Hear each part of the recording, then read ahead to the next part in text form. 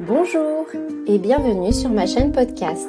Je suis Nelly, photographe professionnelle dans l'Ain, pour les particuliers et pour les professionnels. J'utilise également la photographie comme vertu thérapeutique. Dans cet épisode, je vais parler de la posture. Avant même d'aller plus loin au niveau de cette thématique, je voulais vous présenter un format différent où je vais dans un premier temps aborder ce thème, puis dans un second temps, je vais vous présenter un échange que j'ai eu avec une invitée qui va vous faire part de son expertise concernant la posture mais dans le milieu professionnel. Je vous souhaite à tous une bonne écoute. Par rapport à cette thématique, il faut savoir que le maintien d'une bonne posture contribue à améliorer votre énergie, votre respiration, votre circulation et même votre apparence. En effet, un corps bien aligné favorise la santé. Vous l'aurez remarqué que les personnes ayant une bonne posture semblent se déplacer avec plus d'aisance et de confiance que celles qui se traînent les pieds. Ceci aboutit finalement à un organisme bien plus sain et heureux autant à l'intérieur qu'à l'extérieur. Parce que bien sûr, si vous êtes bien avec vous-même et en accord avec votre posture, votre écoute de soi, tout ça, ça va se retranscrire et se montrer à l'extérieur. On va voir ça de vous. La posture idéale, parce que comme on dit, il n'y a pas de bonne ou mauvaise posture, elle permet au corps de maintenir une position sans exercer de pression excessive sur quelques parties de l'ossature ou quelques muscles que ce soit.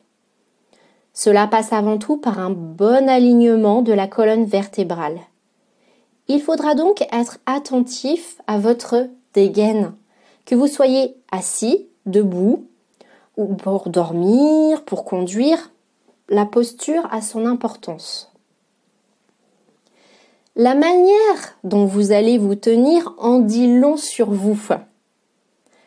En effet, une attitude exprime un état d'esprit, une émotion, une volonté, une intention. Il faut savoir qu'on n'aura pas du tout la même posture chaque jour parce que tout dépend comme je disais, de notre état de vie.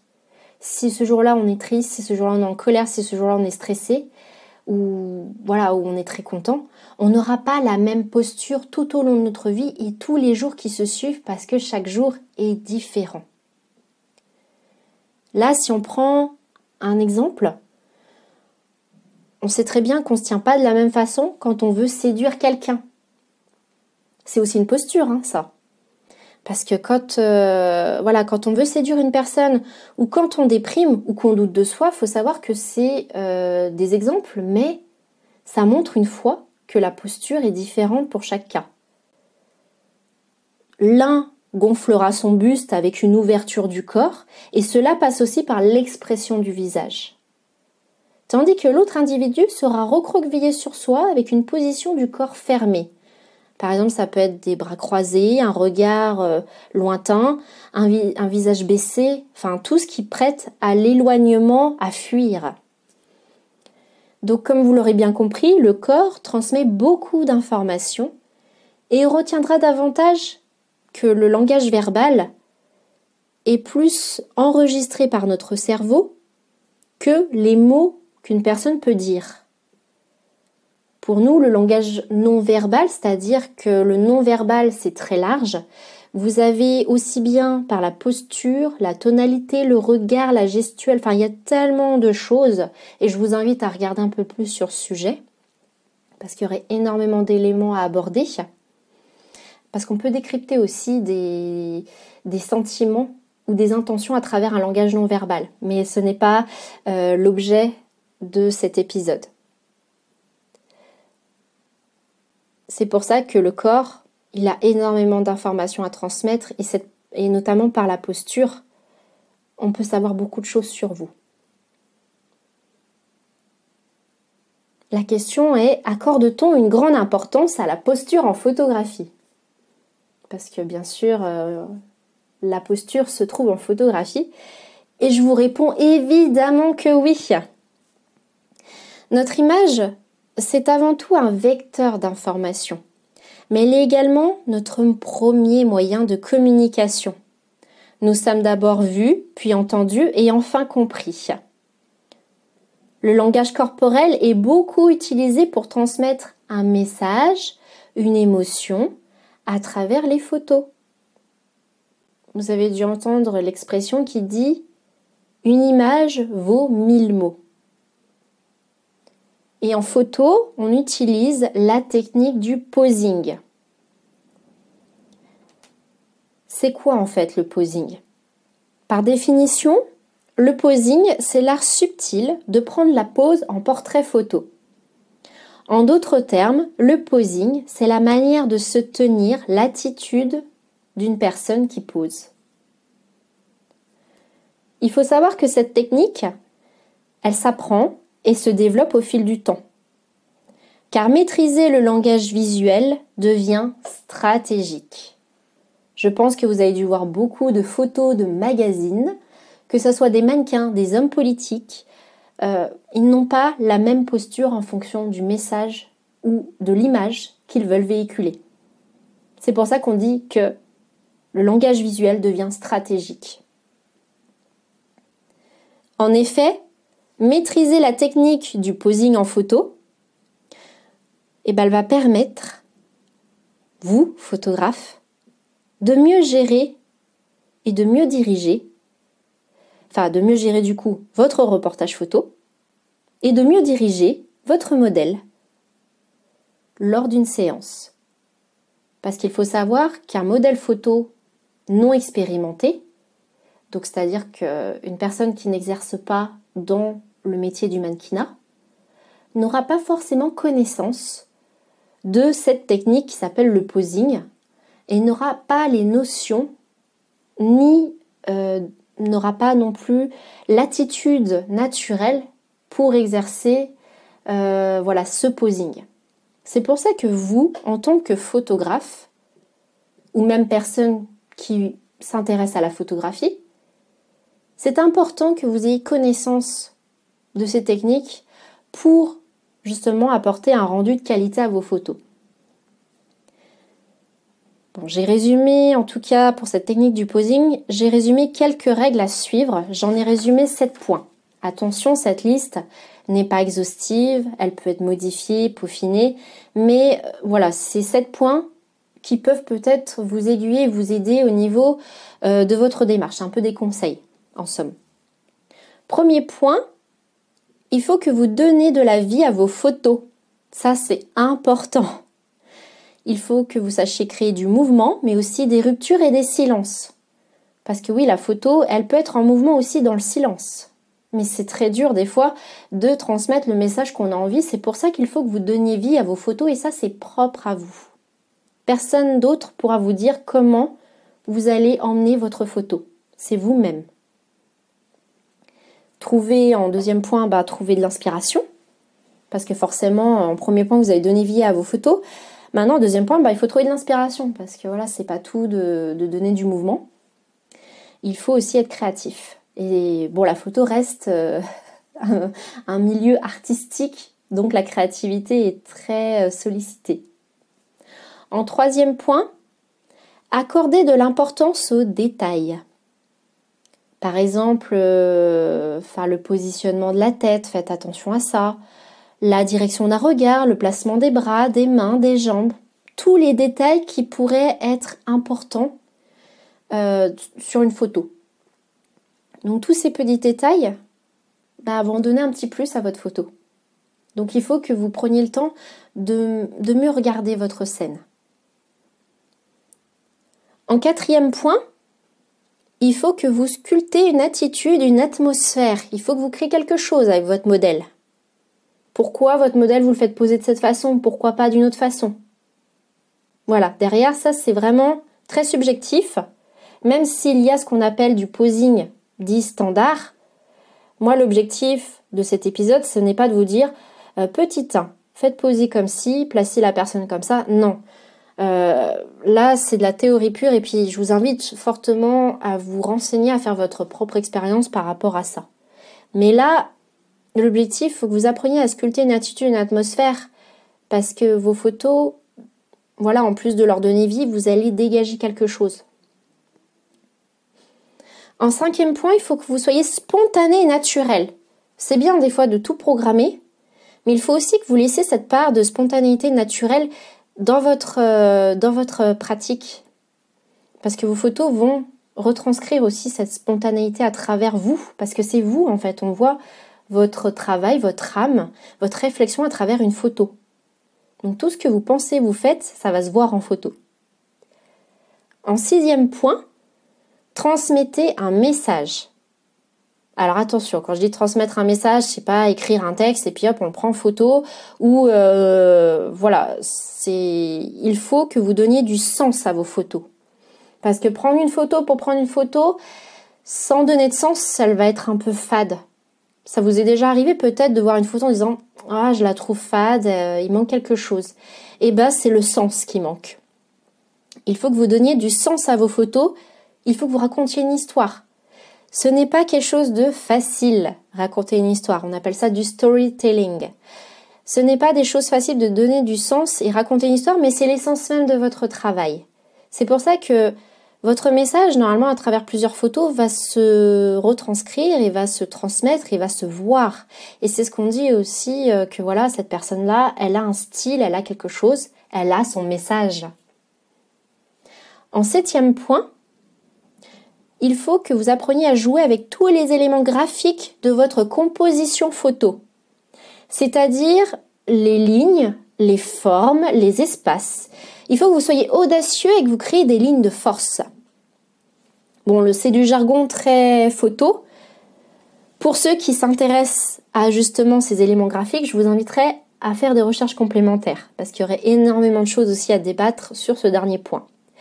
Mais en fait, il faut savoir qu'une photo, c'est comme quand vous avez fait de l'art plastique à l'école ou comme de la peinture. Il y a des règles, voilà, que vous avez dû déjà entendre, mais il y a aussi la manière aussi de les transgresser, de créer et de moduler autre chose. Mais en fait, il faut que vous appreniez à développer un peu ce regard et à jouer avec tout ça. Parce que vous avez forcément des formes, des lignes, des choses qui vont attirer le regard et inconsciemment, vous allez peut-être pas y penser ou peut-être que vous allez vraiment axer sur ça. C'est pour ça qu'il y a des gens des fois qui sont très bons, des personnes qui sont très, très douées dans les photos d'architecture ou voilà, dans le culinaire parce qu'elles ont des fois une vision des choses. C'est-à-dire elles ont la vision de la forme, elles ont la vision des lignes. Tout ça, ça se retranscrit partout en photo, c'est juste que c'est plus ou moins important ou dominant, on va dire plutôt, parce qu'important, ça l'est tout le temps. Mais c'est plus ou moins dominant en fonction de ce que vous prenez en photo. Comme la photo de paysage aussi, il y a le principe de la ligne. La photo de paysage, vous avez l'horizon. Voilà, vous retrouvez un peu tout ça. Donc, tous ces points-là vont vous permettre d'appréhender et d'avancer sur cette technique du posing. Donc, je rappelle les points, donnez de la vie à vos photos, trouvez de l'inspiration, accordez de l'importance aux détails, sculptez une attitude, une atmosphère, soyez spontané, naturel, transmettez un message et jouez avec tous les éléments graphiques de votre composition photo. En tant que photographe, on accorde beaucoup d'importance à la posture pour faire des photos plus percutantes, plus esthétiques et qui correspondent davantage à notre sensibilité, au message que nous souhaitons véhiculer à travers notre regard. Toutefois, rappelons que l'art est très subjectif. Donc, il y a des personnes qui vont aimer ce que vous faites et d'autres non, mais ça ne veut pas dire que votre travail, si elles n'aiment pas ce que vous faites, ça ne veut pas dire que votre travail n'est pas bon. D'accord ? C'est très subjectif. L'art, c'est soit on aime, soit on n'aime pas. Ou on est entre deux. Voilà. Donc, il ne faut vraiment pas prendre ça pour soi. Chacun a un art différent et vous avez tous porteurs de pouvoir développer ça et d'amener votre propre art. Voilà, il n'y a pas de règle pour ça. Ça fait partie de vous.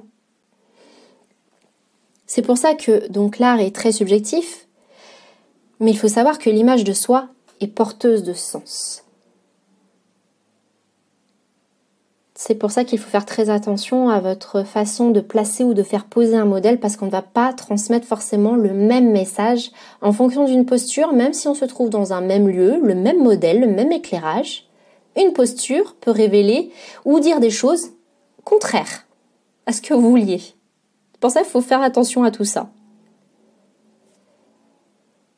Elle permet justement, cette technique, de trouver une action libératrice en se réconciliant avec son identité.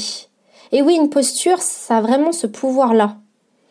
Ça vous permet vraiment de vous recentrer avec vous, d'avoir une certaine forme de liberté, parce qu'il y a, comme je vous ai dit, des tutos où on va vous apprendre à faire poser une personne, mais la personne, comment elle va faire poser son modèle, elle, c'est sa vision, elle aura un message, une intention derrière, et un rendu dans sa tête de la photo. Et sa vision, elle, ne sera pas forcément la même que vous. C'est pour ça que suivre un tuto ou suivre mot à mot une façon de poser, ça ne veut pas dire que vous aurez la même photo. Vous allez vous en rapprocher d'un point de vue théorique, mais d'un point de vue pratique, chaque art est différent. C'est très subjectif. Ça permet aussi, cette posture, cette façon de poser, en plus de cette action libératrice et de se réconcilier, de se retrouver avec soi-même, ça va aussi vous permettre de vous dépasser et de délester vos peurs.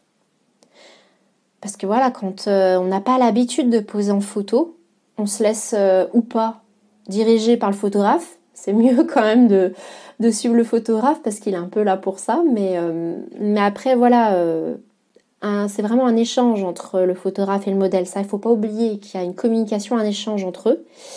Et vous, en tant que photographe, vous allez peut-être ne pas comprendre pourquoi une personne peut bloquer, mais il faut savoir expliquer et dire pourquoi vous voulez faire ça. Expliquer aussi, vous, vos intentions ou votre rendu ou ce que vous attendez.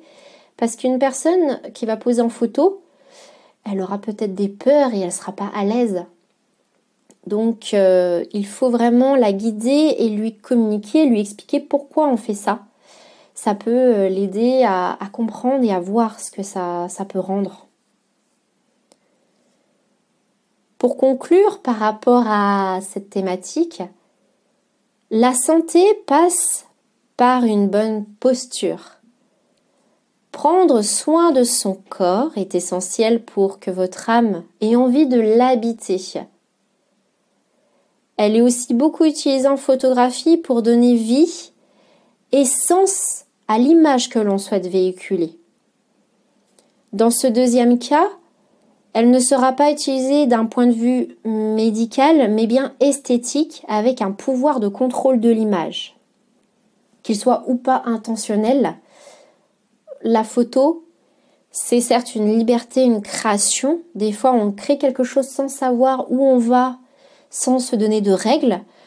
Et des fois, on peut avoir des règles bien définies, bien posées et un objectif bien précis de où on doit emmener la photo. Mais vous voyez, je vous ai vraiment parlé de la posture de manière assez générale et surtout l'usage qu'on en fait en photographie. Parce que la posture, on y retrouve vraiment de partout. On ne s'en rend pas compte, mais notre corps a d'une manière naturelle une certaine posture. Notre ressenti ou nos actions amènent à d'autres postures. Comme je vous disais, notre état d'âme va engendrer des postures différentes à notre corps. C'est pour ça qu'il est important, même dans la vie quotidienne, d'en avoir conscience. Et plus on en a conscience, plus, par exemple en photo, ça sera plus facile de pouvoir maîtriser ça. Ce podcast, du coup, n'est pas terminé, comme j'aurais l'habitude de vous le dire, mais là, j'ai bien sûr cette surprise de partager avec vous un bel échange très enrichissant que j'ai eu avec Emmanuelle, qui est ergonome de métier.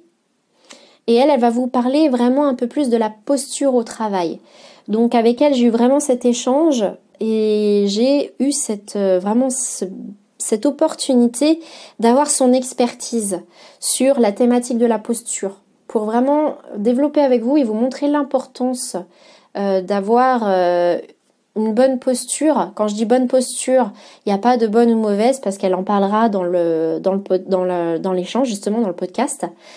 En fait, c'est surtout avoir une posture idéale, si on peut employer un bon terme, avoir une posture idéale qui fait du bien à votre corps et qui ne va pas le changer, le modifier ou vous engendrer des problèmes de santé. Voilà. Donc voilà, au niveau de cet échange, j'ai vraiment voulu que vous ayez une prise de conscience importante sur ça. Et c'est avec plaisir que je vous partage cet échange. Très bonne écoute à vous. Bonjour tout le monde, du coup aujourd'hui je suis avec Emmanuelle qui va justement nous apporter son regard d'expert sur l'ergonomie au travail. Donc bonjour Emmanuelle, comment vas-tu? Salut Nelly, ça va super bien. Je suis contente de faire cette interview avec toi. Je suis super contente aussi. Du coup, j'ai énuméré un certain nombre de questions, voilà, pour évoquer un peu plus ton métier, parce que voilà, les personnes ne connaissent pas forcément l'ergonomie et le poste d'ergonome au travail. Donc, je vais te demander justement si tu peux nous en dire plus, en quoi ça consiste ton métier d'ergonome. D'accord. Et ben en fait, le métier d'ergonome, tout simplement, c'est l'adaptation des postes de travail aux capacités physiques et intellectuelles des travailleurs. En fait, l'idée, c'est vraiment d'aménager les postes de travail, donc quels qu'ils soient. Hein. On peut s'intéresser à des agents qui travaillent sur des postes informatiques, à des agents qui travaillent dans le milieu médical, à des photographes, à des coiffeurs, à des artisans. Donc on s'intéresse à leur activité de travail en général et on essaye dans la mesure du possible d'adapter le poste de travail à eux, c'est-à-dire à leur capacité physique pour essayer au maximum de préserver leur santé, leur sécurité sur le poste de travail. Voilà. C'est ça l'ergonomie. Et en fait, si tu décomposes le mot ergonomie, en fait, l'étymologie, ça vient de ergos et nomos. Donc, si je me trompe pas, c'est du grec. Et ergos, ça veut dire le travail. Et nomos, c'est les lois. Donc, en fait, l'ergonomie, c'est l'étude du travail dans sa globalité en général, dans un objectif d'adapter le poste aux capacités des utilisateurs. Tout simplement. D'accord, ok, super intéressant. Et du coup, au niveau parcours scolaire, c'est comment ça se passe pour ceux qui seraient intéressés par ce genre de métier? Alors, je vais te parler du mien parce qu'il y a plusieurs possibilités en fait pour être ergonome. Mais moi, en fait, moi, j'ai pas décidé d'être ergonome à la sortie du lycée. Hein. Moi, j'ai fait un parcours, j'ai fait un bac général. Et après, je savais pas trop ce que je voulais faire. Je pense comme beaucoup de lycéens au sortir du bac. Donc je me suis dirigée en fac et où j'ai fait du droit et de l'économie, donc de manière assez générale. Donc j'ai fait une licence là-dedans. Et après en troisième année de licence, j'ai découvert le droit du travail. Donc c'est quelque chose qui m'a bien plu. Je me suis dit pourquoi pas travailler dans le droit du travail, devenir juriste ou avocat dans le droit du travail. Donc je suis partie faire une quatrième année, donc un master 1 à Lyon, donc il s'appelle master 1 droit social, où en fait c'est du droit du travail en général, mais bon je me voyais pas finalement devenir juriste. Et durant cette année, en fait, on avait une option qui s'appelait ergonomie, plus encore une autre option qu'on pouvait prendre, santé et sécurité au travail. Et en fait, c'est là que j'ai découvert le métier d'ergonome. Et je me suis dit, oh là là, c'est super bien, en fait, parce que du coup, il y a beaucoup d'humains. On s'intéresse aux gens. Et notamment, on s'intéresse aux gens sur leur poste de travail. Et l'idée vraiment, c'est de les accompagner et de préserver leur santé sur les postes de travail. Donc, j'ai trouvé ça super intéressant et du coup, j'ai fait le Master 2 à Lyon, ergonomie. Donc, ça, c'est mon parcours. Mais il y en a plein d'autres, en fait, parce que pendant le Master 2, Bon, on était 6 juristes. Il y a aussi des personnes qui venaient de psychologie du travail. D'accord. Il y en a d'autres qui avaient fait avant des études de SAPS. Donc, C'est quoi? sport. Ok. Il y a aussi des personnes qui se réorientaient. Hein. On avait la moitié de la promo qui était, enfin, c'était des personnes qui travaillaient et qui voulaient se reconvertir en tant qu'ergonome. D'accord. Ok. Donc voilà. Après, il faut savoir que c'est un métier qui est jeune. Ça a 60, 70 ans. Hein. C'est vraiment ce qu'on appelle un nouveau métier. Ok. Et ce qui est dommage, c'est qu'actuellement en France, le titre d'ergonome n'est pas protégé en fait. C'est-à-dire? C'est-à-dire que tous les autres métiers, par exemple psychologue du travail, c'est des titres qui sont, enfin, c'est protégé. Tu peux pas te dire psychologue du travail si t'as pas fait le master psychologie du travail. Bon, il y a un master ergonomie et quelque part quand tu sors du master ergonomie, t'es compétent. Je veux dire, les employeurs voient un master d'ergonomie, c'est un gage de compétence et de qualité. Mais il n'est pas encore reconnu et protégé. Donc en fait, n'importe qui peut se dire, bah, je suis ergonome. Bon, après voilà, c'est ce que je disais, les employeurs, les personnes avec qui tu travailles vont quand même regarder si tu as un diplôme. Mais il n'est pas protégé. Donc voilà. Après, moi j'ai fait le master 2 il y a 8 ans. Ça fait 8 ans que j'exerce. Je l'ai eu en septembre 2012. D'accord. Et comme je te disais, à l'époque, c'était qu'1 an. En fait, il fallait faire avant un master 1, donc soit dans le droit, ce que je te disais, soit dans la psychologie du travail, soit dans STAPS. Maintenant, c'est en 2 ans. Donc ça attaque dès le master 1. Donc c'est vraiment 2 ans où tu fais que de l'ergonomie. D'accord. Ok. Après Après il y a d'autres facs en France qui délivrent le diplôme d'ergonome.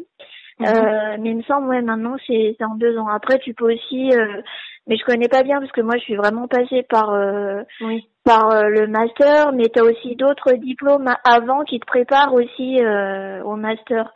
Le DAET, diplôme d'analyse ergonomique du travail, et puis un autre diplôme aussi où là tu le fais avant. Mais ce qu'il faut retenir, c'est qu'il faut quand même mieux avoir un master. Ok. Oui, pour voilà, être donc tu reconnu. Pour être, oui, voilà, et puis c'est quand même assez fouillé hein, la formation. On a des profs super compétents, donc D'accord. moi je conseillerais d'aller quand même jusqu'au niveau master. Tu peux aussi le faire. Parce que là, je te parle du parcours universitaire, mais tu peux le faire aussi avec le CNAM. Oui, à distance, en fait.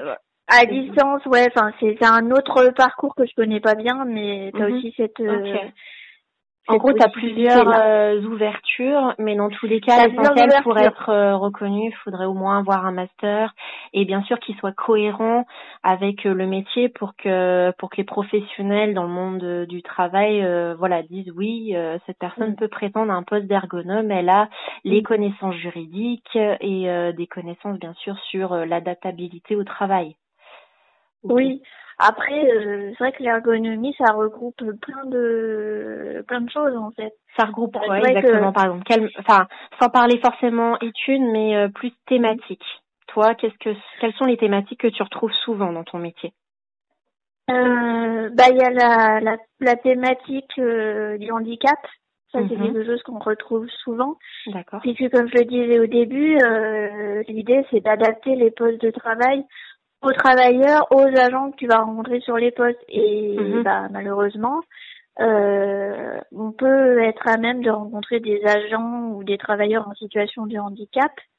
Donc handicap qui peut être problématique auditive, problématique visuelle, des problématiques de douleur au niveau du dos, des pathologies si la sclérose en plaques, etc. Enfin voilà, donc il faut quand même avoir des bonnes notions au niveau du handicap, de la prise en charge du handicap pour derrière après adapter les postes de travail.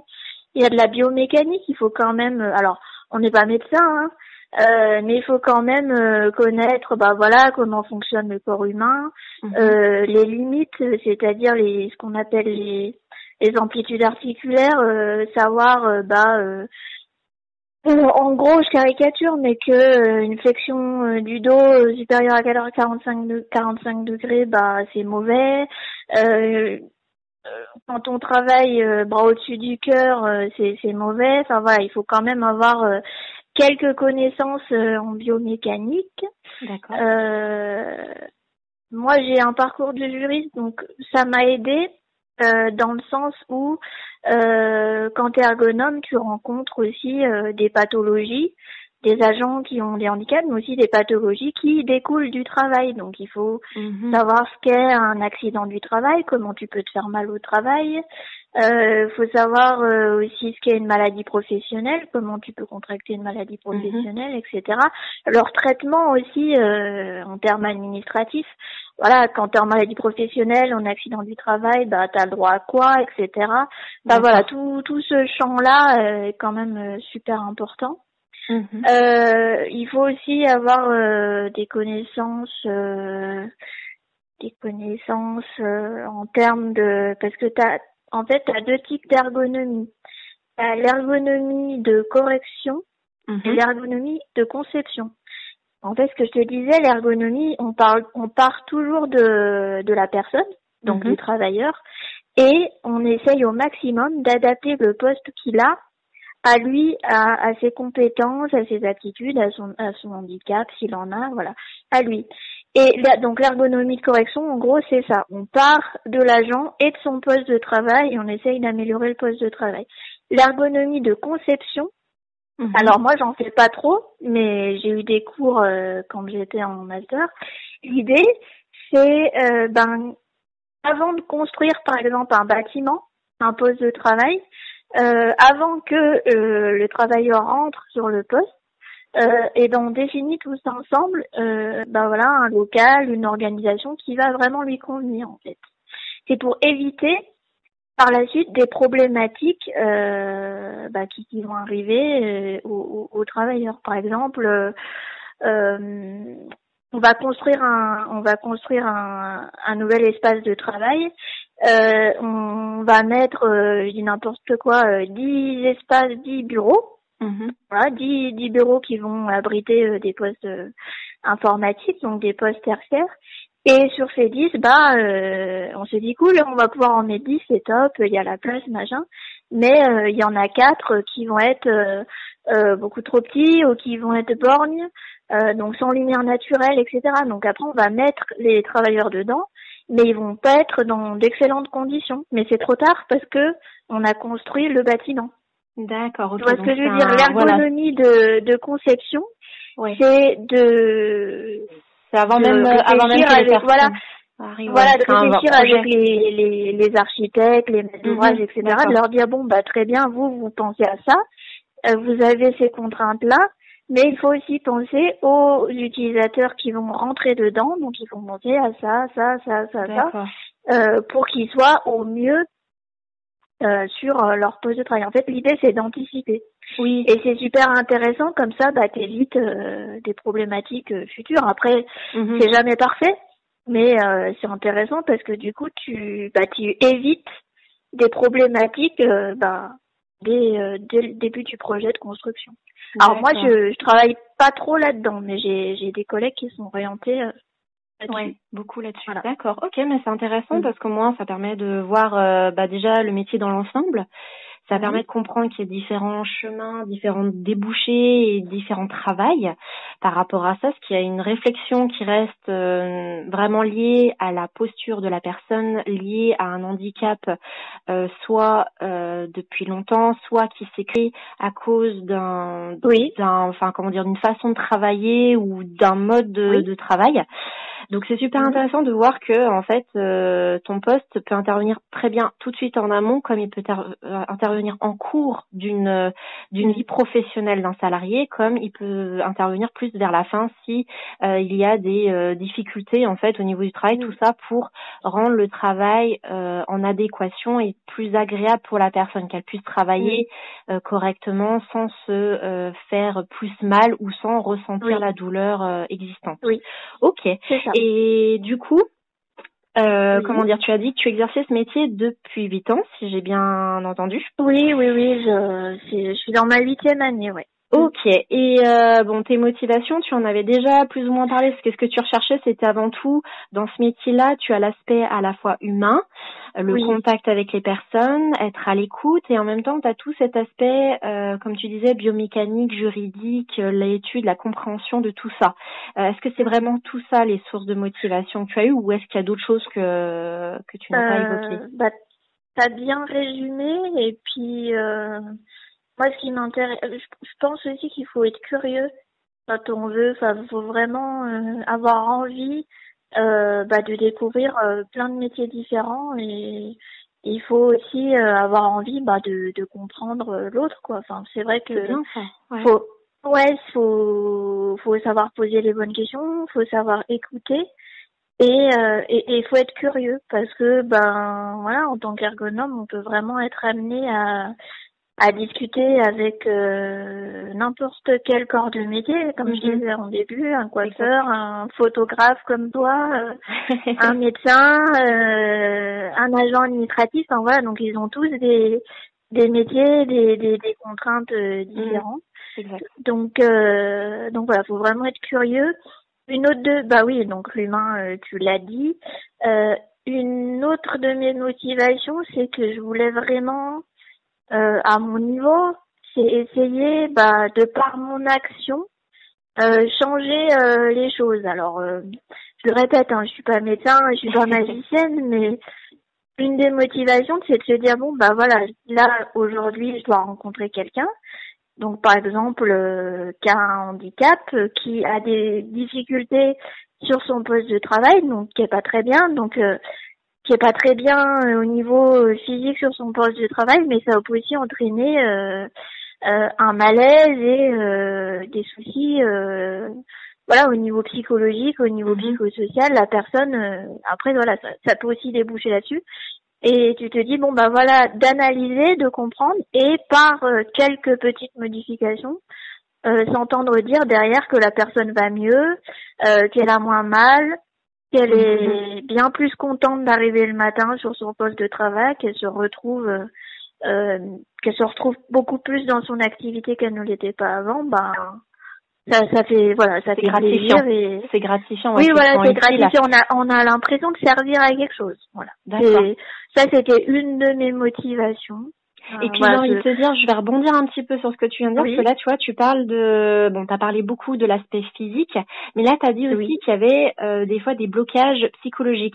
Est-ce qu'il oui, t'arrive de travailler avec d'autres personnes, d'autres intervenants, oui, en complément de ton poste d'ergonome, oui, pour justement oui, pallier à cette action auprès d'un salarié? oui, oui, et c'est ce qui fait tout le charme du métier d'ergonome.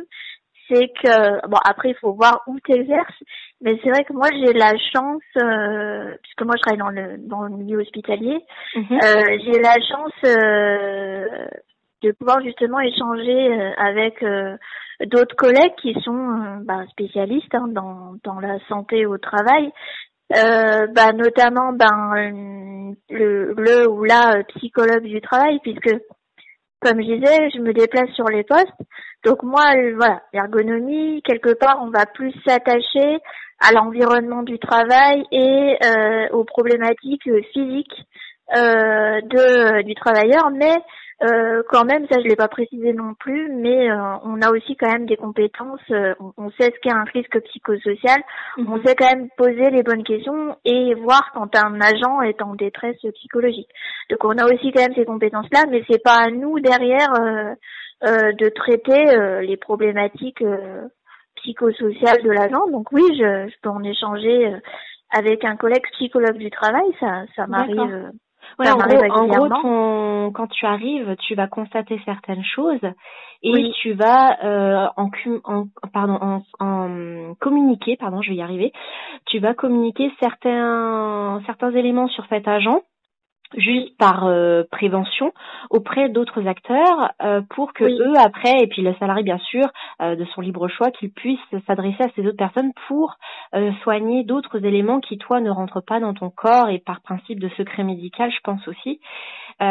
Voilà, tu du coup interagis comme tu dis avec des psychologues du travail, je suppose. Le médecin du travail a aussi Oui, son médecin du importance aussi, travail, les assistantes infirmière, sociales, infirmières, d'accord. assistante sociale, enfin voilà, on Ouais, est tous, on travaille tous sur des champs différents, mais notre but commun, c'est la préservation oui. de la santé des agents, donc ça peut être santé mentale, santé physique, l'assistante sociale du personnel aussi, ben s'intéresse voilà aux problématiques sociales des travailleurs, mais on sait très bien que quelqu'un qui n'est pas bien à l'extérieur va pas forcément être bien non plus au travail, donc D'accord. voilà, ça concourt. Oui, bien Et sûr. puis l'ergonome aussi travaille beaucoup avec les RH, les ressources Oui, humaines. exact. Ça s'entend. Ça Mais s'entend. la question que je me posais, c'est que est-ce qu'un poste Oui. d'ergonome se trouve automatiquement dans une entreprise ou une structure, ou est-ce qu'il faut un nombre, voilà, est-ce que c'est très juridique, c'est-à-dire qu'il faut tant de personnes dans l'établissement pour avoir un ergonome? Enfin, c'est dans quel cas qu'on a un ergonome sur place? Ben déjà, faut que ça soit une volonté. Alors déjà, tu peux être ergonome en interne, donc à l'intérieur d'une entreprise ou d'une administration. Donc ça, c'est le chef d'établissement, le chef d'entreprise qui va décider ou non s'il a besoin ou pas d'un ergonome. Donc il n'y a pas vraiment de tiens, bah il y a 1000 salariés, on est obligé de prendre un ergonome. Non, ça Il n'y a n'existe pas. pas C'est vraiment d'obligation. Ok. il n'y a pas du tout d'obligation. Mais on est plusieurs à travailler dans. Alors c'est quand même des grosses structures. Oui, bien sûr. C'est pas, on va pas rentrer dans une boîte où il y a 50 agents, voire même 200. C'est non. Moi D'accord. où Ah, je donc c'est quand même travaille, des grosses boîtes, en fait. C'est pas. oui, comme je dis, c'est un métier nouveau. Faut le temps aussi qu'on fasse notre trou, mais c'est quand même oui plutôt des grandes entreprises ou des grosses administrations. Moi je travaille dans un hôpital, pas même sur plusieurs hôpitaux. Euh, ouais, à vue de nez, il y a 2500, 3000 agents. Voilà. D'accord. Je Ok. suis toute seule. Après, pareil, les grosses entreprises, c'est de ce calibre-là, donc ça c'est ergonome en interne. Mais tu peux être aussi ergonome consultant. Donc c'est-à-dire que tu es dans une boîte de consultants avec plusieurs collègues ergonomes. Et justement, à la demande des entreprises, donc soit grosses, soit petites, qui n'ont pas d'ergonome en interne, eh ben tu vas réaliser des missions. D'accord. Oui, Voilà. en gros, ils t'appellent, voilà, parce qu'ils ont un besoin là Parce ponctuel ou qu'ils ont un quelque chose à besoin, régler, ils ont besoin d'une voilà, expertise. voilà. Et après, c'est facturé par Bien sûr. ta boîte Ok. d'ergonomie. Et tu peux aussi, troisième voie, être ergonome dans ce qu'on appelle un service de santé au travail, service interdépartemental de santé au travail, où là, voilà, t'as des ergonomes, t'as des médecins du travail, des infirmiers, des psychologues. Et pareil, on est envoyé dans des entreprises qui, en fait, qui cotisent et qui peuvent nous appeler aux besoins pour qu'on vienne justement à la mission résoudre des problématiques qui nous concernent en fait. Parce que Okay. en fait, voilà, ça dépend vraiment les tailles des bien entreprises, mais tout le monde, ce que je disais, tout le monde n'a pas d'ergonome, mais tout le monde n'a pas non plus de médecin du travail ou de psychologue en interne. Donc il faut aller chercher les acteurs qui sont voilà dans des services interdépartementaux où tu vas chercher carrément ce que je te disais des consultants. Ok. Et Ok, ça voilà, marche. à peu près, Ouais, c'est non mais ça les. c'est plutôt bien résumé. C'est vrai qu'après il y a tellement de possibilités, et puis du coup, je pense que les personnes qui s'intéresseront vraiment à ce métier-là, je pense, regardons, parce qu'il y a tellement d'informations, on peut trouver ça facilement. Mais c'est déjà très très intéressant d'avoir pu balayer et puis parler de tout ça, parce que c'est vrai que c'est pas forcément connu, développé. Il y a peut-être des gens qui connaissent pas du tout le métier, d'autres qui ont déjà entendu, ou d'autres vaguement. Enfin voilà, donc c'est super intéressant d'avoir pu creuser un petit peu tout ça. Et là, je vais aller vraiment au fond on va dire de la cause. toi, quels sont les cas les plus fréquents, je dis bien les plus fréquents, que tu as pu rencontrer dans le milieu professionnel, et puis à ton avis, quelles sont principalement les causes en fait? Alors, qu'est-ce que ça s'appelle cas les plus fréquents, c'est-à-dire Ce que tu rencontres principalement, peu importe le métier, à chaque fois tu retrouves toujours ce même problème d'ergonomie. Enfin après le plus fréquent, donc pas forcément le plus fréquent. C'est vrai que le mot fréquent, c'est très aléatoire parce que ça peut pas être un problème par exemple tous les jours, mais ça peut être quelque chose qui revient assez souvent, qui est assez lourd, qui peut Oui. Par exemple, je vais parler parce que moi j'ai connu que le milieu hospitalier, mais c'est vrai que ce qui revient régulièrement quand je rencontre des agents, alors peu importe, qu'ils soient soignants, infirmiers, qui travaillent à la blanchisserie, en cuisine ou qui soient secrétaire médical, ce qui revient quand même assez souvent, c'est vraiment des problématiques liées, des douleurs qui sont localisées au niveau des membres supérieurs, en fait. On appelle les troubles musculo-squelettiques des membres supérieurs, vraiment. Alors, en fait, à une époque, c'était vraiment plus localisé au niveau du dos.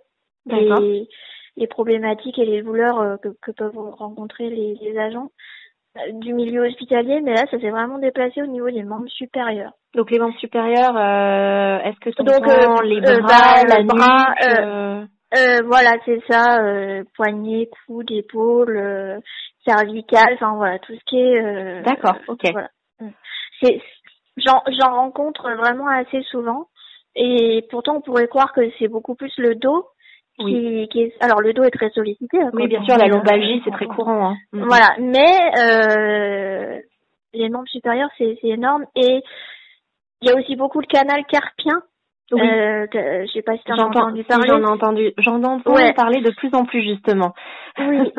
Et donc ça c'est trouble musculo-squelettique qui va toucher les poignets. Et là, il y en a énormément. Donc, pareil, on pourrait croire que c'est que les agents administratifs, notamment par l'utilisation répétée de la souris ou du clavier, mais ça se déplace aussi bien sur des aides-soignants, sur des infirmiers, sur des personnels techniques. Bien sûr. Mais je dirais membres supérieurs, ouais. Ok. Et la principale, enfin pas la principale, mais plutôt ça serait souvent lié à quoi, tous ces problèmes-là? Enfin, là, par exemple, par rapport à la partie supérieure. En fait, quand tu parles de troubles musculo-squelettiques, ce qu'il faut savoir, c'est que tu déclenches un trouble musculo-squelettique par une combinaison de différents facteurs. En fait, tu as toujours des facteurs physiques, forcément, c'est logique, qui rentrent en compte et qui vont faire qu'à un moment, tu vas avoir mal. En fait, il y a la répétition du geste. Si tel geste, par exemple, on va dire le poignet, si tu utilises énormément ton poignet droit tous les jours pendant des mois, des années, tu vas plus avoir de chances de développer un trouble musculo-squelettique que si tu te sers pas de ton poignet droit. Ça, c'est logique. Également, un trouble musculo-squelettique, il apparaît aussi en fonction des efforts, des poids que tu vas t'amener à soulever ou pas. Et également, ce que je disais aussi, des amplitudes articulaires que tu vas mettre en jeu dans des activités. Enfin, il y a vraiment, alors, je caricature un peu, mais voilà, c'est vraiment des facteurs dits physiques.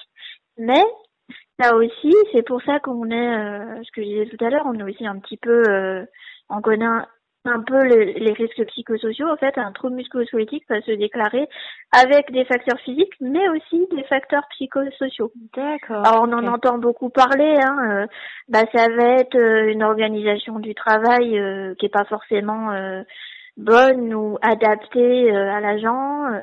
L'impression de toujours courir, de pas avoir le temps de réaliser son travail correctement, parce que ça nous arrive à nous tous quand on est stressé, quand on doit vite rendre un travail quel qu'il soit, on va plus faire attention, on va aller vite, on va se dépêcher, et on peut se faire mal beaucoup plus facilement, beaucoup plus rapidement que. Parce que du coup on va vite et on fait pas attention à notre gestuelle, on fait pas attention, ça va vite.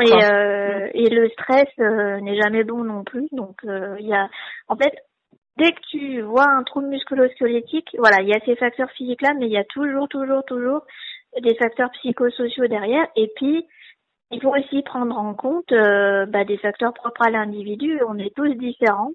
Et peut-être que toi, tu vas déclarer, même si on fait la même activité, tu vas peut-être déclarer un trouble musculo-squelettique plus rapidement que moi. Ça dépend en fait, parce que comme on est tous différents, notre corps réagit différemment et voilà. Alors, mais les facteurs propres à l'individu, c'est comme ça, hein, on peut rien y faire, on est tous différents et oui, on réagit pas tous bien de la même façon non, et notre corps réagit aussi d'une autre façon et ça c'est notre appréhension et comment on peut faire face à certaines situations, ouais. Comment on réagit par rapport à ça. Mais ça, on peut rien faire et tant mieux, on n'a rien à y faire là-dessus. Enfin, je veux dire, c'est comme ça. C'est humain, hein. Mais voilà, c'est pour ça que l'idée, c'est ce qui est intéressant en ergonomie, c'est qu'en fait, c'est pas aux travailleurs de s'adapter au poste, parce que si le poste est tout mal conçu, tout mal foutu, on va se faire mal.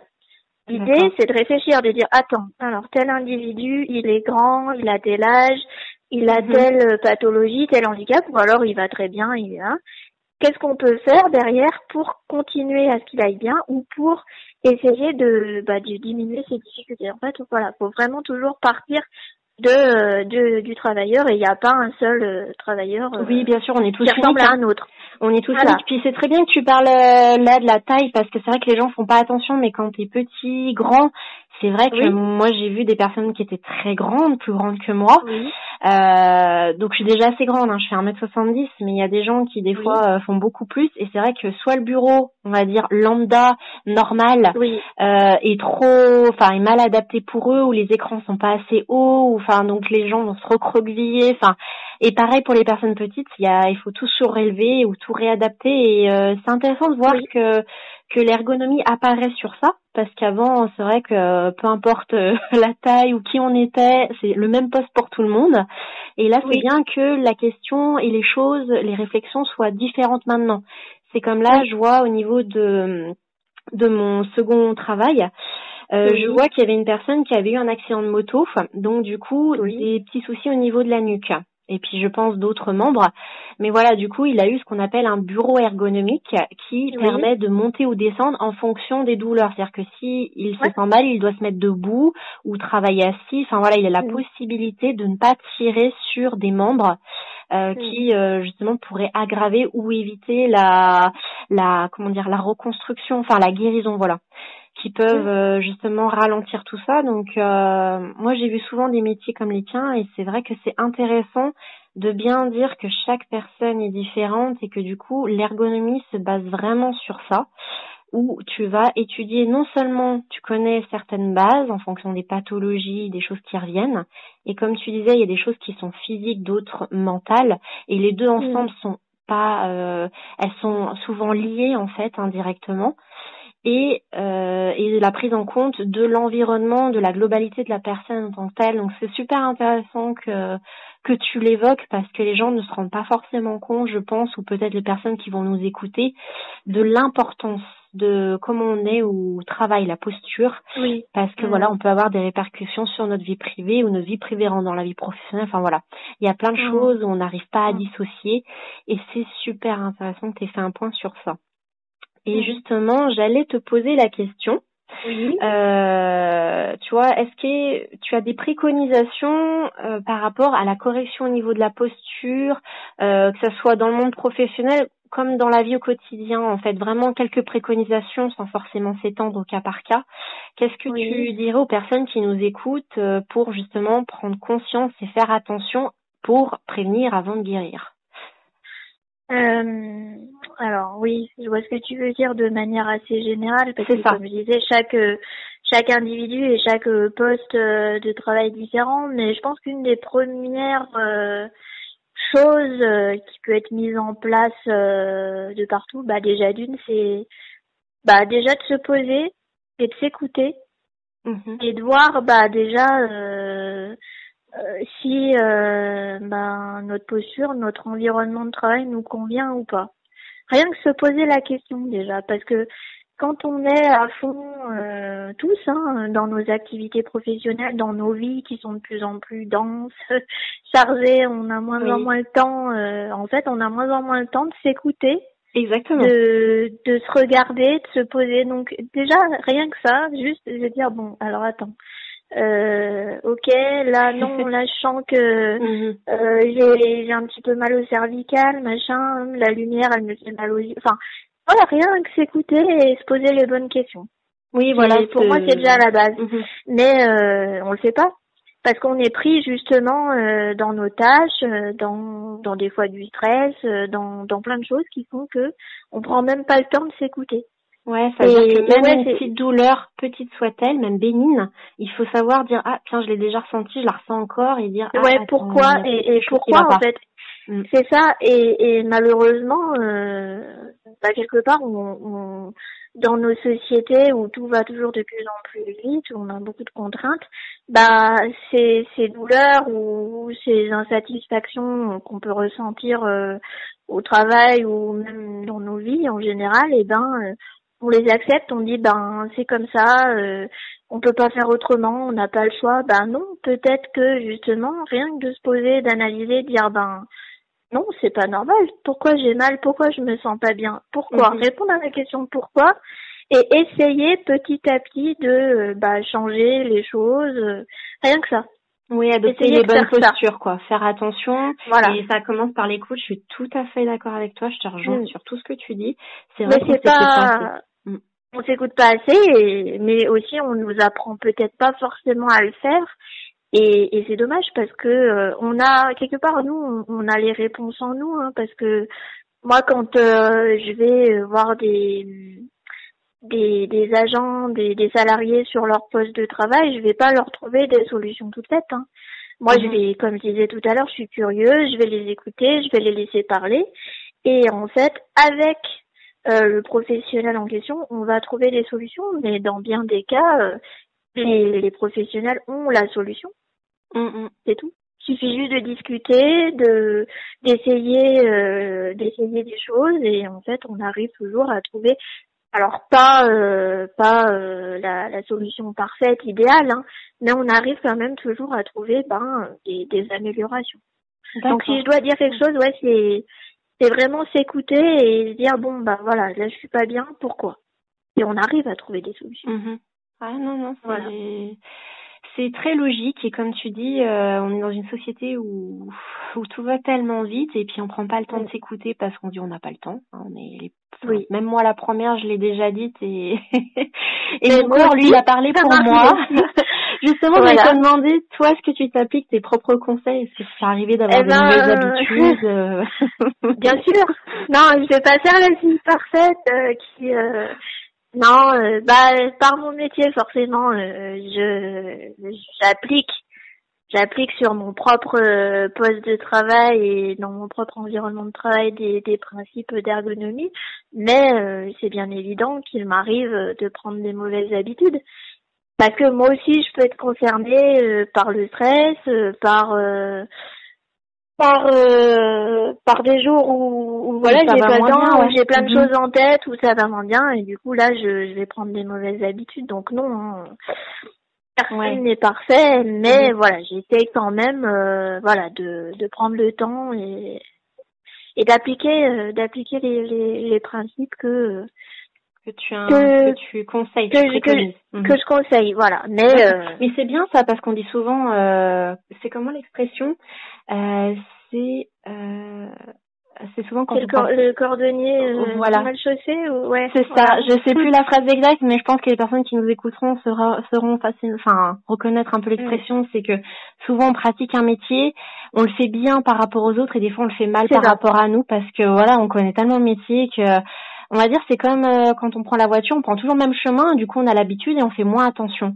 Et en fait, c'est super intéressant parce que toi, comme tu dis, t'es humaine, ça peut arriver qu'il y ait des jours où on n'est pas toujours très bien tenu, très bien, ça arrive qu'on relâche un peu soit la pression, soit parce que on est fatigué, soit Mais ce qui est intéressant, c'est que tu restes quand même dans une ligne de conduite où tu quand même reste dans l'écoute de soi.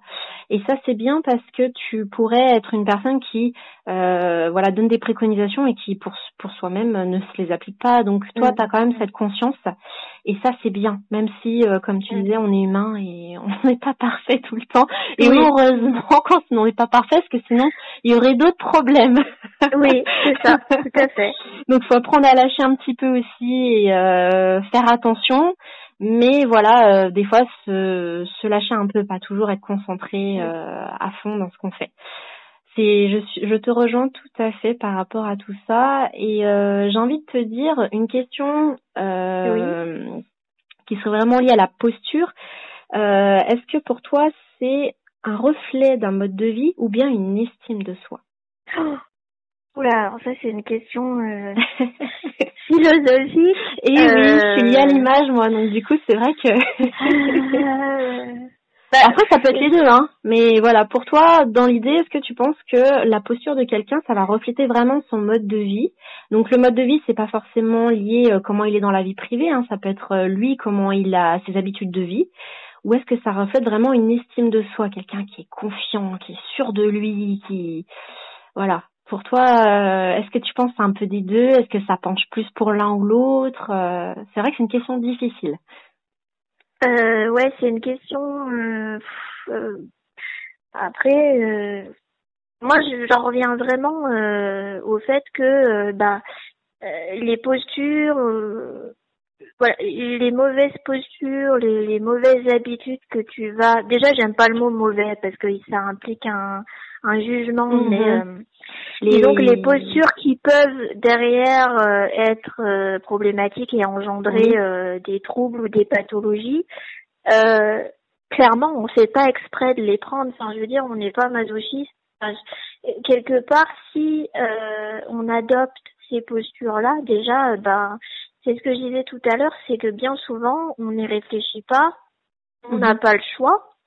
Bien souvent, on n'a pas le choix, c'est-à-dire que tu arrives sur un poste de travail, tu fais avec, c'est-à-dire que tu fais avec les matériels que tu as, tu fais avec les instructions que tu as, tu fais avec la formation que tu as reçue, tu fais avec. Donc, tu es contraint, tu n'as pas le choix. Donc, moi, je suis plutôt dans ce sens-là, à dire que le reflet d'un mode de vie ou une estime de soi, pas forcément en fait, parce que quand tu n'as pas le choix, t'es pas dans ces considérations-là. Après, les personnes que je rencontre, et parce qu'il y en a, qui réfléchissent, qui prennent le temps, elles ont déjà plus la main sur leur activité et comment te dire, elles ont déjà un peu plus le choix. Oui, quelque part, c'est bien, parce qu'elles ont eu le temps. Mot que tu dis, le choix. Elles ont eu le temps de se poser, elles ont eu le temps de réfléchir. Elles ont eu aussi, malheureusement, déjà mal, elles ont déjà souffert et elles sont déjà en train de corriger, mais malheureusement, c'est déjà trop tard.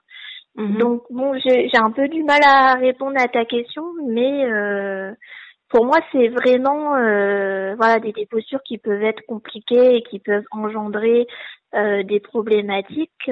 Pour moi, c'est quelque chose qu'on subit. En fait, c'est pas quelque chose qu'on choisit de faire délibérément. Personne n'a envie de se faire mal à longueur d'années et de temps et de développer une maladie professionnelle ou d'être victime d'un accident du travail. Je pense que c'est plus le poids des contraintes qui fait que derrière on en arrive à prendre des mauvaises habitudes. Mais cette question ça revient à ce que je disais tout à l'heure, prendre le temps, réfléchir, etc. Quelque part, ça devient un luxe sur nos postes de travail. Et c'est pas tout le monde qui a la possibilité de réfléchir et de pouvoir aussi changer, parce que des fois, tu peux pas changer ton poste, c'est comme ça et c'est pas autrement. Donc voilà, je répondrai plus, j'espère que tu m'as compris. Oui, non, mais c'est très bien, comme ça. Très bien. C'est très bien, parce que c'est vrai que on est beaucoup dans l'aspect quand on voit une posture, parce que c'est vrai qu'il y a tout l'aspect langage non verbal, tu vois. Si je pars vraiment du principe communication, parce que c'est plus ma cam, comme on dit, l'aspect visuel, communication. C'est vrai qu'on a tendance à dire qu'il y a le langage verbal, le langage non verbal, et le non verbal parle plus. Et il y a notamment la posture dedans, comment on se tient, comment on réagit. Et c'est vrai que tu as tout à fait raison. Moi, je pense que le résumé de la posture de quelqu'un est lié à son métier. Moi, je pense que le résumé, ça serait ça. Parce qu'en fait, comme tu dis, des fois, on n'a pas le choix. On a des métiers où on a un peu ce luxe, c'est un peu ça. Ce luxe ou cet avantage, parce que c'est pas forcément le luxe, mais avoir la possibilité de pouvoir faire attention, prendre soin de soi, pouvoir travailler dans des bonnes conditions. Alors qu'il y a des métiers qui, par définition, sont déjà difficiles. C'est déjà difficile de mettre en place des actions pour améliorer, parce que le métier est déjà comme ça. Et qu'on ne peut pas, sinon ça veut dire qu'il faudrait tout reconfigurer et tout changer le métier et ça n'aurait plus de sens. Parce que, comme tu dis, il y a des métiers, par exemple, quelqu'un qui fait de la manutention, on va peut-être essayer de mettre, je dis bien, des actions ou des choses qui peuvent essayer d'aider, comme par exemple dans le milieu médical, les personnes qui sont auxiliaires de vie sociale ou des personnes comme ça, quand elles doivent lever des personnes, il y a ce qui s'appelle des lève-personnes. Et c'est vrai qu'avant, c'était pas forcément... j'ai pas une connaissance très grande là-dedans, mais je veux dire, c'était pas forcément des outils qui étaient peut-être très développés parce que c'est cher, parce que voilà, c'est pas à la portée de tous. Mais de plus en plus, il y a ce besoin, cet appel, parce que ces personnes-là, par exemple, se cassaient souvent le dos et elles avaient la charge et le poids total de la personne qu'elles portaient.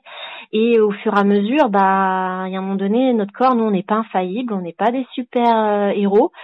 Et que on peut avoir des maladies liées au fait de faire ce geste répétitif avec la charge. Enfin, il y a vraiment tout ce qu'il faut de l'ergonomie là-dedans.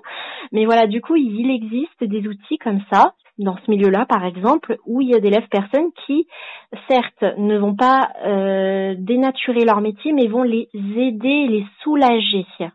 Parce que la charge ne sera plus sur elle, c'est la machine qui sera contrôlée par elle qui va l'aider à faire sa tâche et qui facilitera aussi bien la personne parce qu'elle va être levée de manière mécanique sans solliciter le côté musculaire de la personne qui est là pour aider. Et effectivement, moi je pense que c'est vraiment lié au métier. Après, comme tu dis, il y a des choses, des métiers par exemple administratifs, si je prends ce cas-là, c'est vrai que on pense que c'est souvent des gens derrière leur écran qui ont aucune pression, que la vie est belle, ils font des heures fixes. Non, c'est vrai que chaque métier a sa contrainte, que ce soit une personne qui travaille dehors, une personne qui est dans un bureau, et le stress ou le surmenage ou même le burn-out au travail peut se faire dans n'importe quel corps de métier. Tout à fait. Et il est très important de s'écouter. Et je pense que en plus du résumé, comme je disais, la posture est liée à un métier, il est lié aussi à la façon et à la conception qu'on a de son propre corps. Qu'on soit capable ou pas, être à l'écoute de son corps. En gros, avoir une bonne hygiène de vie par rapport à soi et à l'écoute de soi qui va engendrer en plus du métier. Parce que voilà, je pense que ça va découler aussi de la posture par rapport à ça. Parce que comme tu dis, il y a des personnes qui peuvent être administratifs, qui vont avoir beaucoup de stress, qui vont peut-être avoir un problème de canal carpien, un problème par rapport aux yeux, par rapport à la posture, parce qu'elle va pas bien se tenir, elle va être fatiguée, stressée, enfin. Et c'est vrai que si les gens ne s'écoutent pas, et ça, je trouve c'est super que tu en aies parlé, c'est que ça peut engendrer beaucoup de risques. Et ça équivaut aussi bien dans le milieu professionnel que dans le milieu personnel. Vraiment, on s'écoute pas assez et ça c'est super que tu l'aies évoqué. Je sais pas si j'ai bien résumé vraiment tout ce qu'on a échangé par rapport à ça. Oui, après ce que je pourrais vraiment préciser encore, c'est que tout à l'heure j'ai évoqué la notion de jugement. Donc en fait, dans le milieu du travail, on est tous souvent après juger tel corps de métier, à faire des interprétations, à dire tiens lui c'est mal, c'est sa faute, parce que si, parce que ça. On porte toujours la faute sur l'individu, comme on peut parler de bonne ou de mauvaise posture. Ça c'est quelque chose qu'on regarde pas en ergonomie, puisque ça englobe la notion de jugement. Et quelque part, ça fait porter la faute sur l'individu. Mais si tu fais porter la faute sur l'individu, tu changes rien, t'améliores pas les choses. Donc il faut pas parler de bonne ou de mauvaise posture, de mauvaises habitudes. Il faut vraiment voir et c'est tout l'intérêt de l'ergonomie, et c'est aussi pour ça que j'aime mon métier, c'est qu'il faut vraiment regarder l'activité du travail en général. Et je répète, on n'est pas des masochistes, hein, on se fait pas mal exprès au travail si on s'est fait mal, si on a des problématiques sur nos postes. Il y a toujours des réponses, et les réponses, c'est pas c'est parce qu'un tel il est nul, c'est parce que si, c'est parce que ça. Non, c'est beaucoup plus complexe. Et quand on arrive à identifier toutes ces causes-là, et qu'on arrive à trouver des solutions, là, on aura avancé, et là, on aura bien travaillé. Donc voilà, cette notion de jugement, elle est fondamentale. Et il faut absolument pas l'appliquer quand on regarde nos collègues, même en général. Il faut essayer toujours pour conclure, déjà d'une, de s'écouter, de comprendre le pourquoi ça va pas. Et de deux, ne pas être trop sévère, quoi, ne pas trop se juger. Être tolérant avec soi. D'être bienveillant, d'être tolérant, donc avec soi et puis aussi avec les autres.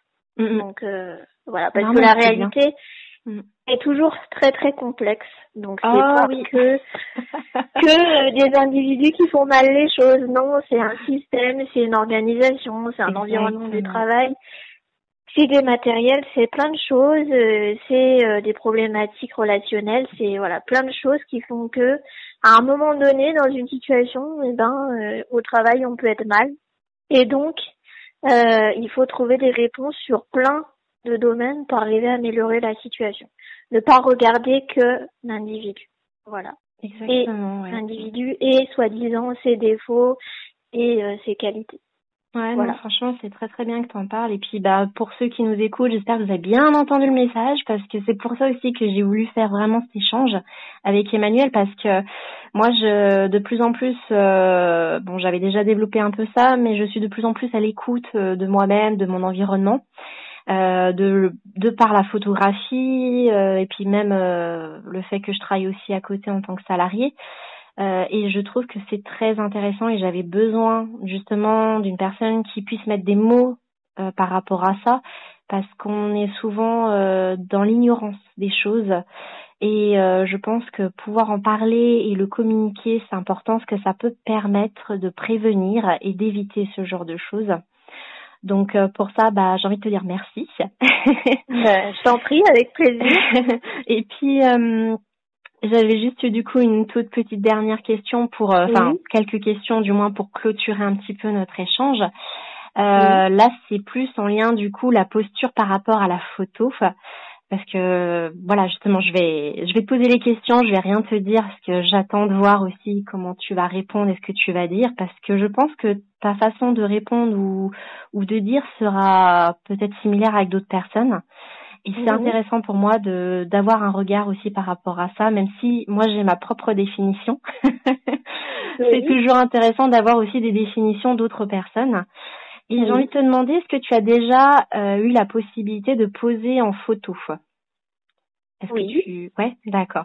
Est-ce que tu as trouvé du coup que les postures parce que le photographe, pour ceux qui savent pas, le photographe a tendance à guider un petit peu au niveau de la posture en photo, comment il faut se positionner. Est-ce que tu trouves, toi, du coup, que tu as été bien guidée? Est-ce que tu as trouvé que les poses étaient naturelles quand tu l'as fait sur le coup, quand on t'a dit il faut faire comme ça, poser la main comme ça? Est-ce que tu as trouvé que c'était naturel? Est-ce que tu t'es sentie bien guidée? Est-ce que tu as bien compris ce qu'il fallait faire? Alors moi je l'ai fait 3 fois. Ouais.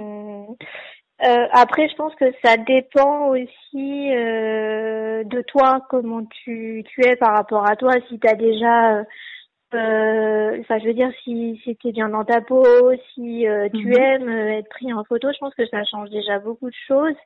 Moi je suis pas forcément quelqu'un qui aime trop être exposée, me montrer, faire des photos, je suis pas trop là-dedans, mais bon, j'ai quand même fait des shootings, donc pour répondre à tes questions, est-ce que j'ai été bien guidée? Oui. Est-ce que j'ai bien compris les directives? Oui. Après, Ah, parce que moi, je suis quelqu'un qui n'aime pas trop être, photographié, mis en avant par le biais de l'image.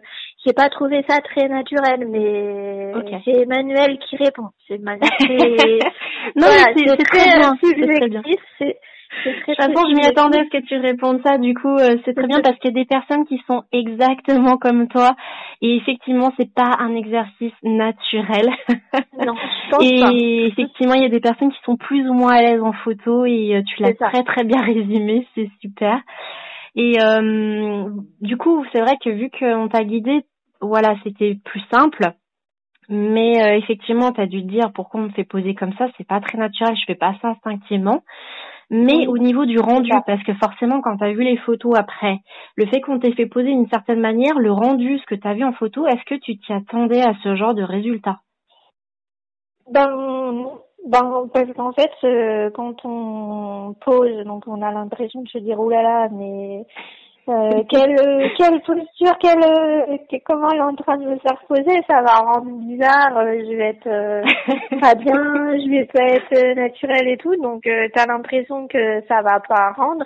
Même si je faisais confiance au photographe, hein, c'est pas le photographe le problème, c'est soi, en fait, c'est la perception de soi. Bien sûr. Mais en fait, non, le rendu, non, le rendu est, enfin, pour moi, pour mon cas, j'ai trouvé le rendu très naturel, très joli, et du coup pas du tout en rapport avec ce que j'avais pu penser avant. Voilà, j'appréhendais, je me trouvais pas naturelle, je disais oulala. Et non, en fait, le rendu est harmonieux. C'est ça. Donc, et c'est très bien. C'est pour ça qu'on a besoin d'un photographe et que c'est bien de se laisser guider et quand même d'aller au-devant de nos appréhensions et justement de poser et de faire quand même les choses même si on n'a pas trop envie parce que avec un bon professionnel, on se rend compte que le rendu est quand même joli et harmonieux. C'est cool. Non, franchement, ça, non, mais c'est super, tu vois. C'est pour ça que je voulais vraiment, j'ai rien dit parce que voilà, toutes les personnes qui vont nous écouter, voilà, il faut savoir que je n'ai pas briefé Emmanuel sur la réponse. Donc, du coup, voilà. Du coup, c'est ça que j'ai vraiment voulu faire parce qu'en fait, je me suis dit, elle a donné et mis des mots que n'importe quelle personne pourrait dire parce qu'il y a énormément de personnes qui sont dans le même cas que toi. Et justement, je voulais que ce soit une personne qui ne soit pas du métier de photographe qui donne cette réponse parce que moi j'ai exactement ce ressenti-là et j'ai tout à fait cette écoute et cette compréhension par rapport à ça. Et nous, c'est toujours un métier de réflexion. La photo, on se dit comment on va la mettre à l'aise, comment, voilà. Et t'as exactement répondu. Voilà, exactement, pile poil dedans. Donc non, c'est super parce qu'au moins ça montre bien que voilà, c'est vrai qu'un photographe, il a une idée précise du rendu de la photo ou comment il la veut. Et c'est vrai que voilà, en tant que modèle, on va pas dire qu'on est des marionnettes parce que ça fait un peu péjoratif, mais moi je trouve que voilà, le modèle se laisse beaucoup guider et il y en a qui sont un peu plus réticents, ils se laissent moins faire. Mais le fait d'être, comme tu disais, qu'un bon professionnel qui nous guide, qui nous dirige, en fait on se laisse guider, on se dit il connaît son job.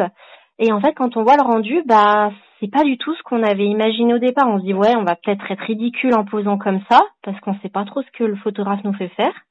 Et en fait quand on voit les photos, on se dit ah ouais, on comprend pourquoi il nous a fait poser comme ça. Ah ouais, poser comme ça donne ça. Et c'est vrai que le modèle parce que voilà, j'avais fait déjà un podcast sur la photogénie. C'est vrai que les modèles, on n'est pas des modèles professionnels. En fait, on n'est pas des mannequins et on n'a pas l'habitude de faire ça. Et le fait de comprendre et de voir comment, le fait de poser comme ci, comme ça, c'est vrai qu'il y a une grosse estime de soi qui rentre en compte parce qu'on a plus ou moins confiance en nous. Mais c'est là où on voit que la posture donne un certain rendu en photo et rend aussi la photo peut-être plus spontanée, naturelle ou correspond à la personne. Et ça c'est non là c'est super que du coup t'aies pu vraiment partager ça et dire vraiment ce que tu pensais par rapport à ça parce que je pense que voilà ce que tu as dit, il y en a énormément qui pensent la même chose. Et du coup, je pense qu'ils se reconnaîtront. Ils se reconnaîtront à travers ce que tu as dit. Donc non, c'est super intéressant. Et voilà, du coup, c'est vrai que on a vraiment évoqué dans cet échange la posture au travail, comme Emmanuel a pu apporter vraiment son expertise du fait que c'est son métier. On a eu vraiment un certain nombre d'informations et j'espère que ces connaissances et ces éléments vont vous permettre à tous, on va dire, d'avoir plus conscience et connaissance de tout ça. Donc on a vraiment vu l'aspect mécanique, psychologique, environnemental. Et on a vu aussi que la posture pouvait avoir des dérives dans d'autres corps de métier, mais bien sûr, on n'est pas sur les mêmes facteurs. On n'est pas là à se dire il faut se tenir comme ça parce que c'est mieux pour notre posture dans le sens médical, mais vraiment dans le sens esthétique. Et du coup, ça a été vraiment un plaisir pour moi d'échanger avec toi. Je ne sais pas si tu avais des éléments à compléter par rapport à tout ce qu'on a pu échanger. Déjà, c'était un plaisir partagé de faire cette interview avec toi et non, je pense qu'on a. Moi, je pourrais en parler des heures de mon métier, oui. Mais je me suis cantonnée. J'ai essayé de me cantonner à tes questions, donc non, pas de rajout. C'était super bien. C'est la première fois que je fais une interview comme ça, donc c'était intéressant. Et promis, elle m'a pas briefé sur les questions en rapport avec la photographie. Je jurais cracher. Ouais, donc voilà. Et puis même toutes les réponses aux questions. Voilà, puis même toutes les réponses aux questions, ça vient tout de toi. Donc après c'est vrai que c'est intéressant qu'elle en parle parce que c'est vrai que quand on fait comme ça des échanges, c'est vrai qu'on essaye un petit peu de cadrer parce qu'on est obligé d'avoir des certaines questions et même là on en a eu d'autres qui se sont faits au fur et à mesure de la discussion. Parce que c'est vrai qu'on est obligé des fois de condenser un peu et comme elle dit très bien, que ce soit moi dans la photo comme elle en ergonomie, on pourrait en parler pendant des heures et il y aurait tellement de choses à dire. Oui. Mais j'ai trouvé ça, même moi, j'ai trouvé ça super intéressant parce qu'on a pu, moi j'avais déjà connaissance de ton métier, mais là ça a permis de creuser un peu plus et de voir certaines choses et même de confirmer ce que je pensais. Donc vraiment merci pour cet échange. Et puis j'ai envie de dire ça arrive à la fin donc d'accord. Voilà. Et merci à toi et puis à très bientôt. Ouais, à très bientôt. Salut Nelly. Ce podcast arrive à sa fin. S'il vous a plu, je vous invite à le partager. Et s'il vous a donné envie de vivre l'expérience en photo, vous pouvez me contacter via mon site internet https://nelphoto.fr. À bientôt pour un prochain épisode.